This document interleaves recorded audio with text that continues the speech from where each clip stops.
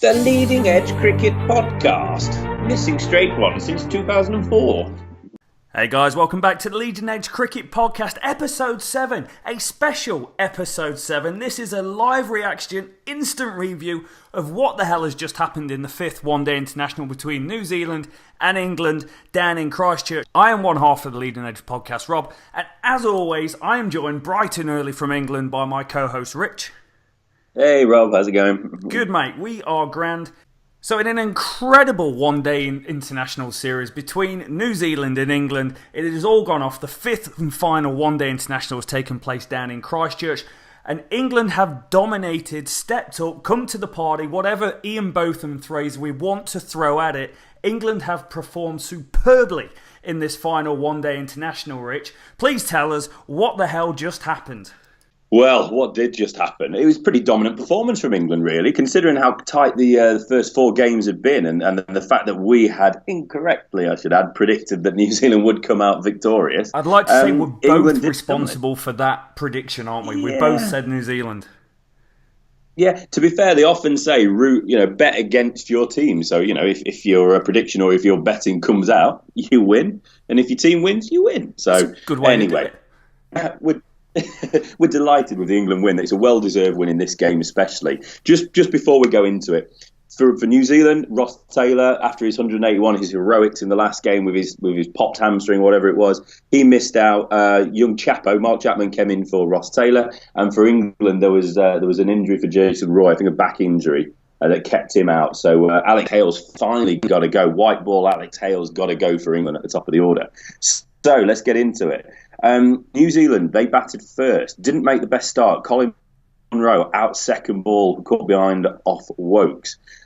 Kane Williamson, key man Williamson, and with Guptill in there at number 1 and Kane Williamson at number 3. You'd think that was the key to the New Zealand batting lineup, but Williamson lasted 25 balls and just posted 14 before he was skittled by Mark Wood. Broken Mark Wood is fit. How good is that? Need a scan after that. Exactly, yeah. Tom Latham came in at number 4, wicketkeeper. He tried to get things going again, only scored 10. Mark Chapman, I don't know, I saw this one. He got cleaned up by Moeen Ali after facing 3 balls. Played completely down the wrong line. Strange one, but we won't hold that against him. And then it was the brilliantly named Henry Nicholls, who I keep wanting to call Harvey Nicholls. I don't know why. I think it's because after the shop. The nice shop, posh shop. Oh, is Harvey Nicholls a shop? Oh, yeah, Harvey Nicholls is a shop, yeah. I feel like we've got the authority around here to make name changes. So Nicholls is now going to be known as Harvey Nicholls. Done. And he was the key man. He got 55 off 81. I've not mentioned Martin Guptill yet. Oh, Guppo, Rob's mate Guppo. 47 off 68. So they were the mainstays of the batters, let's say. Colin de Grandhomme didn't really do much, 6 off 11. And then Mitch Santner, all-rounder Mitch, 67 off 71, top scoring with the innings. Love that, Mitch. Oh, so he's a favourite, right? He's up there. Him and de Grandhomme have got to be the 2 favourite people on the podcast so far. De Grandhomme just doesn't care, just has a go at the ball, and he's got a great name. And Mitchy Santner can't field, bowls a bit, gets runs down the order. Great player.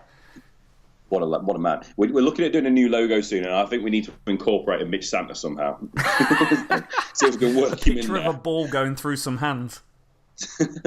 Electric hands. So 2-2-3 all out, 49.5 overs. They could have lasted one more ball just to round it off. 49.5. It doesn't seem right. I feel uneasy about it. So exactly, yeah. They said a total 4.47, so 4.5 runs and over England needed. But before we talk about the England return, we just need to mention the bowling. Opening up, Chris Wokes, 3 overs. 10 overs, 3 wickets, 32. Fantastic. Economy of 3.2. Mark Wood, 1 for 26 off 8. Stokes didn't trouble anybody, 0 for 23 off 4. Adil Rahid again, fantastic, 3 for 42 off his 10. Moeen Ali bowled pretty well, 1 for 39 off 10. Joe Root twirled for a couple, went for 7.5 and over off 2 overs. And Tom Curran, rich man's, what's his name? What did I describe him as the other week? Rich man's Dernbach, yeah. 2 for 46 off 5.5 at just under 8. So that's where we were at the break. England needing 2-2-3. At that point, I'd say definitely England's game and England's series to win. Yep. And that's what happened. Jonny Bairstow continued his absolutely brilliant form. striking another century, 104 this time, off 60 balls, 9 fours, 6 sixes. Ooh. What can you say? Decent, man, decent. He formed an amazing opening partnership with back again white ball Alex Hales. He got 61 off 74, a pretty pedestrian knock there from Halesy. They put on 155 for the opening partnership, so pretty much game over at that point. Joe Root, 23 not out, saw him to the end off 37. Captain Morgan, he came in 8 off 7. He's gone again. Ish Sodhi picked his wicket up, caught Durand Hom. And Stokesy, Ben Stokes coming in at number 5, 26 off 18, saw England over the line with Joe Root. So fantastic performance from the England batsmen. Nothing really to report back about in the bowling. Southey and Bolt opened up 5 and 6 overs apiece, 9 for 21 for 50. Not the greatest figures for Trent Bolt after a really strong series for him. De Grandhomme bowled 4 overs, 9 for 33. Mitch Santner 1 for 44 off 10, really respectable. Ish Sodhi, this is a surprise, Odu. 1 for 78 off 7.4, going over 10s. Like 7 sixes, so pretty much all the sixes were hit off Ish Sodhi. Yeah, I felt sorry for him, to be honest, mate. He was trying different things, but he was bowling at Jonny Bairstow when he was just on. And you could see him shrugging his shoulders like, it doesn't matter if I put flight or I throw darts, the ball just keeps going into the bloody stands. Was it a bit like Ben Stokes' World Cup final over? Oh, it was, mate. It was just one of them. You just put your hands up and go, some days the batsman wins. Yeah, I probably should just come up and bowl left-handed at this point if I was Stokes or whatever. Yeah. One thing I want to touch on from the game is the bowling. So England have been, or Chris Woakes has been, superb in this series with the new ball. All throughout, England have bowled him in these 5 or a maximum of 6 over bursts at the start and save him for some at the end. And you see here he picked up 3 for 32 with 36 dot balls. 6 of his overs were dots. And his first 6 overs in the spell, whilst the field in power play is in operation, 1 for 13. He's not gone for over 18 runs in the first 5 overs while he's been bowling. He is a huge part, one of why England was so good in this game. 2, he's got Colin Munro in his back pocket. And 3 of why England have done great in the series. And the other one around the bowling is Rashid and Moeen Ali, the spin twins. Not seen a better pair of spin twins since Tim May and Shane Warner. Tell thee, Rich. Really? Have you not been watching? Yeah, let's just kind of pump the brakes on that one a little bit. Eh? Yeah, I'm getting carried away.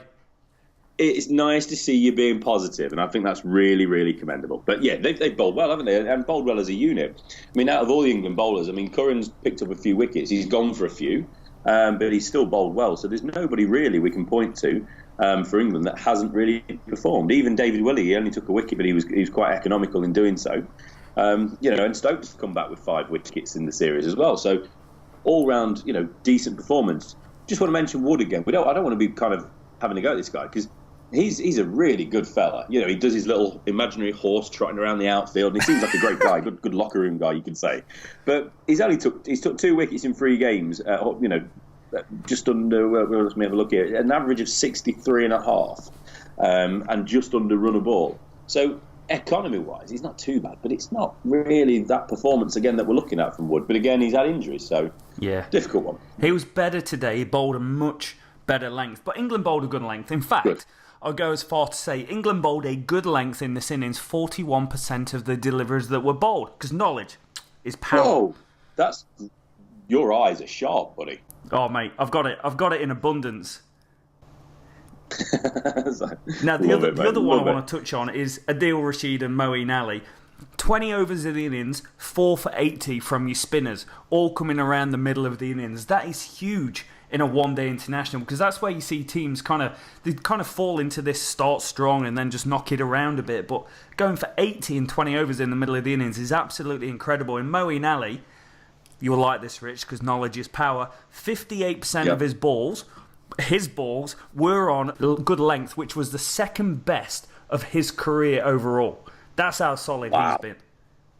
Wow, that's decent. Hey, great. I was going to make a real pathetic joke about his balls being on length, but after how well he'd done it, I'm not going to bother. I'll just leave that one there. Yeah, in fact, one of the things was his wicket of Martin Gupta was really New Zealand were really in trouble when Guppy was gone. And it was just a clever bit of bowling. He bowled one outside off stump and it went for 6.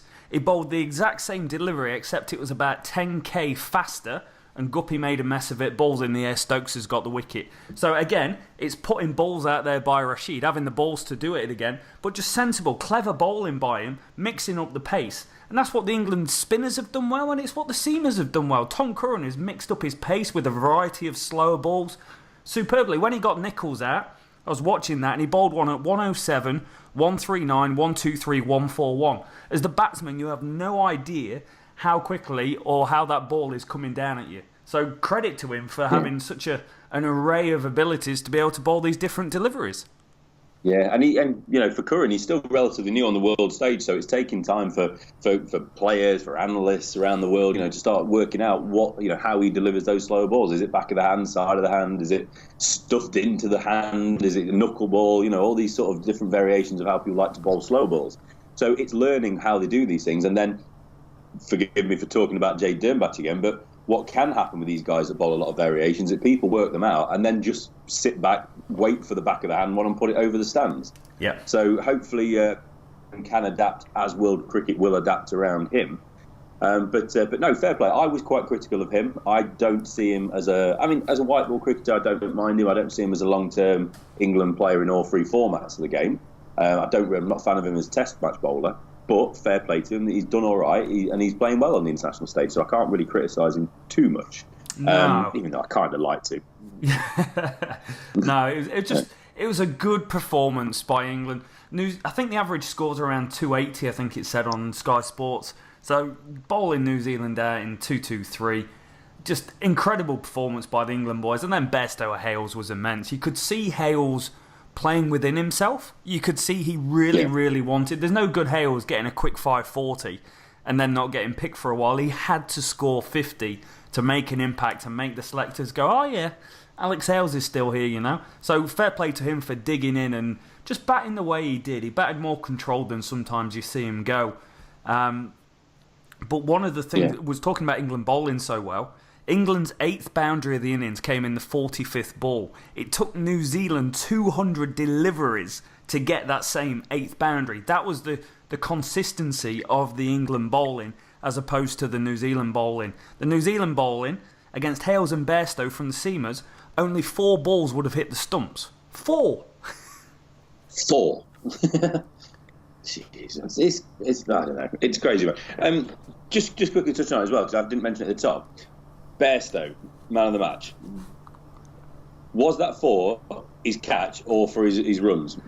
I think it's for the way he greets people when he meets them for the first time, mate. He used his head. He's a sensible lad. He's an intelligent guy. Yeah, he could have had a bad.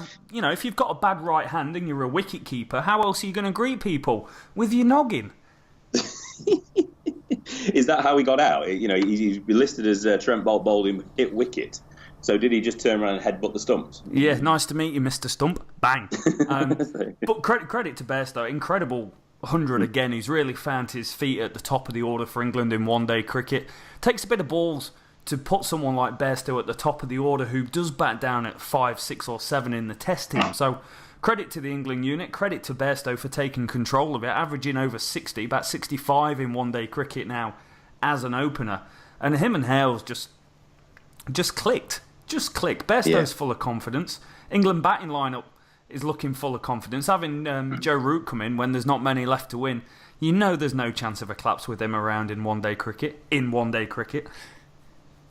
Bairstow as well, buddy. It's really interesting to see, because I would have, I didn't say it out loud, but it was just crossing my mind. There's someone like Hales sat on the bench there whilst Roy's at the top of the order, and you want Hales in your ODI team. And with Bairstow, if we go back to the start of the England ODI series, so middle of January, he hit 14, 60, 39, a duck, 44 against Australia. So didn't really get going massively, but made some okay scores. He then started off with a 4 in Hamilton, a 37 in Mount something. Yeah, that's what I just said. Then a 19 in Wellington. So at that point, after that run, he's got 150 in 8 innings. A 39 and a 44 and a 37. So they're just starts, and they're frustrating starts in a way, but he wasn't looking in bad nick. So at that point, you wouldn't have been surprised if the selectors had said, take a breather, Johnny, let's put Alex back up there, or move Bairstow down the order, perhaps, whatever you want to do. But then he did get the 138 in Dunedin. Now follows that with 104 in Christchurch. So fair play to the captain, the coach, whoever's making those decisions on selection, because potentially other England setups may have actually at that point said, thanks, Johnny, let's change things up a little bit. They would have done, mate. So fair play. They would have done it. It's a chop and change England world that we've grown up in the 90s, mate. We're scarred for life.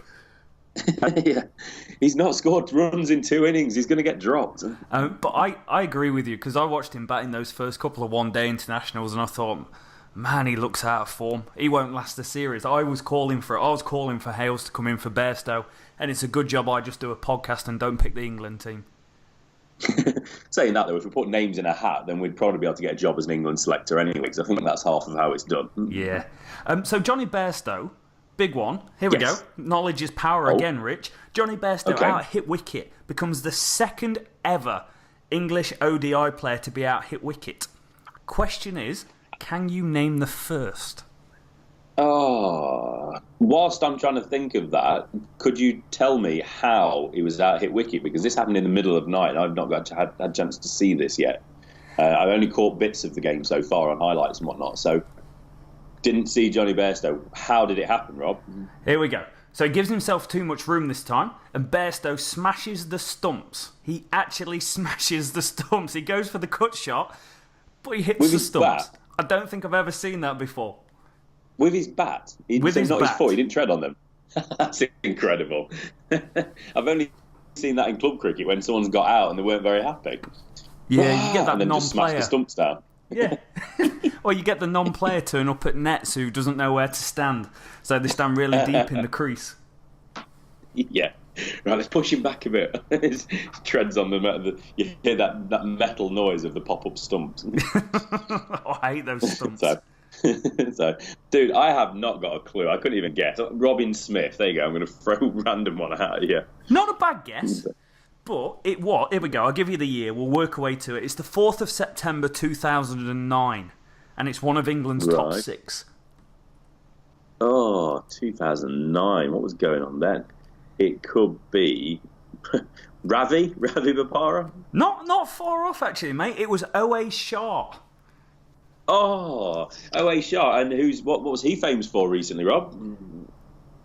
Something in the... Man of the Series on Cricket on Ice. That was it! Cricket on Ice! In the Sam Moritz Cricket Tournament, he was Man of the Series. Oh, O.A. Shah. Oh, what a player. What a name. Anyway, back to England, New Zealand, the reason of this podcast. So, we've got a 3-2 series win. We've covered the game. England well and truly deserved this decisive win. It was a 7-wicket win, 104 balls remaining. It was their game, simple as. So, the 3-2 series win. From the top, man of the series was Chris Woakes for England. Would you agree? It's a toss-up between him and Bairstow, but I've got to go with Woakes. When I read out Woakes' 2 for 14, 2 for 18, 1 for 13, 1 for 14, 1 for 13 in the first 5 overs of the 5 one-day internationals, he's the reason England won that series. And only him. I can't all right. A bit bold. I can't disagree with that at all. I do think we need to disagree a little bit more. I feel like we agree far too much on this podcast, but, that's live. Chris Woakes, definitely for me. I think with the ball, he's done fantastic. Batty's done okay when asked upon. Bairstow definitely gets a shout. Rootie's been quite consistent as well, without kind of, scoring ridiculous numbers. 225 runs in his 5 innings at an average of 56. So he gets a notable mention, but I think definitely Woakes and I think definitely Bairstow. On the New Zealand side, before we start going... Actually, let's dig into some performances on the New Zealand side. Let's break down what went wrong, what went well for them. Okay. Because I did expect them to win this series. And for me, I think they've been hit with injuries, haven't they? Kane Williamson missed out a little bit. Ross Taylor's obviously missed out the decider. That's unsettled them. If they, like you spoke about last week, if they haven't got that real strong strength in depth, so if they are missing one of the 2 or 3 world-class players they've got up there in that top 4 or 5, they are going to struggle. They are, mate. It's injuries don't help because Williamson and Taylor they're the 2 best players in the country. across multiple formats. So having either one of those out in any game does leave a big gap because there's not the same depth of quality to come in. We've seen Mark Chapman score a shed load of runs in the T20 competition in New Zealand, and then he's come into the one-day arena, only got 9 runs from 3 innings, so not great for him. But I think where New Zealand lost it and where England won it is definitely the new ball. Martin Guptill and Munro were so incredible in the T20s and have been all summer. England bowled a superb length to both of them. Guppy, they just bowled just inches short of a good length, so he couldn't get on the front foot, and it wasn't there to pull. They mixed up the pace. Guppy, 22 average and 113 runs from 5 innings, and Colin Munro, 56 runs of 49 balls from 5 innings. Other than the injuries, that is where New Zealand have really found themselves coming up short. Yeah, I mean, you put the two of those guys together, just merge the two blokes as one, and they're still not coming up with a decent average or a decent amount of runs, particularly for the series, are they? Nah. Not from that top of the order. So yeah, absolutely spot on, mate. Guptill and Munro, big downs for, negatives for New Zealand in this series. Overall, fantastic players at the top of the order in the old white ball format, as you say, especially 2020. Ross Taylor was incredible, 181 not out, obviously, but he did it. He hit us 2 centuries, 304 runs in 3 innings, ridiculous, 152 average. Worth noting here as well, from our obviously Nottinghamshire bias, Ross Taylor just announced that he's going to be signing for Notts this summer. So we wanted to break news last week. We weren't able to because I think they were waiting on the result of his injury.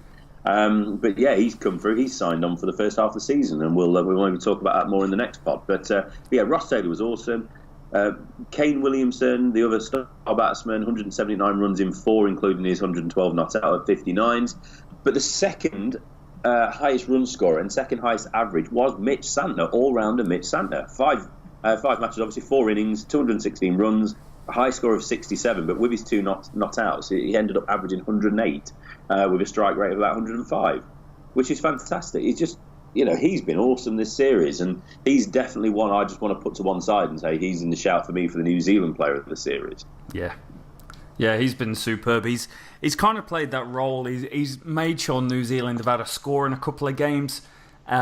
Just top performance. Having someone down at 7 and 8, it's kind of, those stats are something that anyone would strive to get in their career. But if England can get someone like a Chris Wokes picking up these 60s and 70s when England are struggling in one-day cricket, that's the role that Mitch Santner's definitely played, and it's kind of come out of nowhere a little bit because he's not seen as a genuine batsman.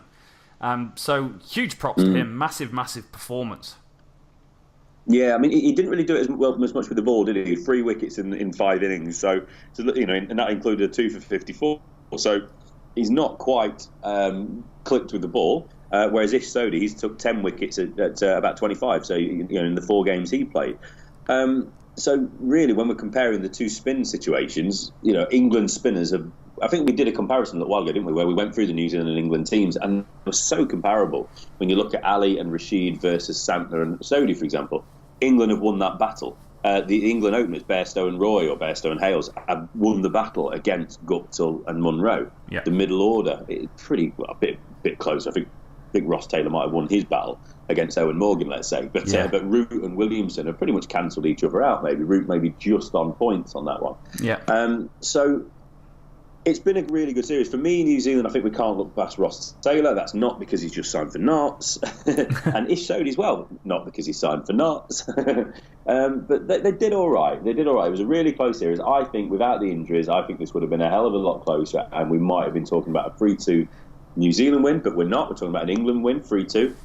That's the 6th series win on the bounce in ODIs for England. That's an incredible record. That actually is by England. I don't know. I think I'm just old school, where I've grown up with such a poor English one-day team, and to someone say, "Yeah, we've won 6 on the bounce, bro," it's like, whoa. When did Brian Lara cricket roll out? This is the England one-day team. We're built to lose. We don't have one-day players, but times have changed, and England are turning themselves. We spoke about it a bit. Cricket World Cup 2019. England are going to be up there as one of the favourites for the first time in years. They absolutely have to be, mate. They absolutely have to be. And we've been burnt and hurt so many times watching English cricket, so I would expect them to do really well, building up, and then probably get beat by one of the associate members in the kind of the group stages, and then do something ridiculous in the final and get beat. But I hope that we're putting together a setup and a team that can actually go on and win some silverware.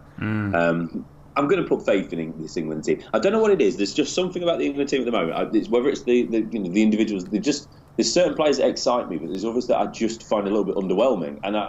But they're playing as a team, so that togetherness they've got there in the dressing room with the coaches, with the captain, the way Morgan's got them playing, they can just put performances together. Wokes is playing out of his skin again. He kind of went off the boil after coming back, into the setup. He went off the boil a little bit. I don't know if it's injuries or whatever it might have been, but he's come back on fire.